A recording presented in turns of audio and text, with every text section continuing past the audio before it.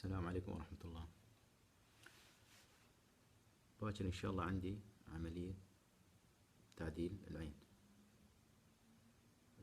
أو عملية الحول في عيني هاي اليمنى. العين هذه سويت فيها كذا عمليات من صغري، يوم كان عمري 8 سنين من حادث، فتقريبا 6-7 عمليات. الحين هاي بنشوف الفيديو هذا قبل العملية إن شاء الله، وإن شاء الله بسوي لكم فيديوهات ثانية بعد العملية مباشرة وعلى فترات زمنية.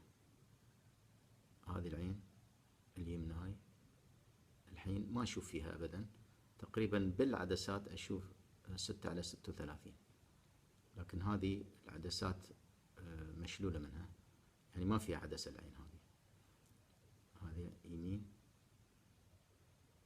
ستريت سيدة، يسار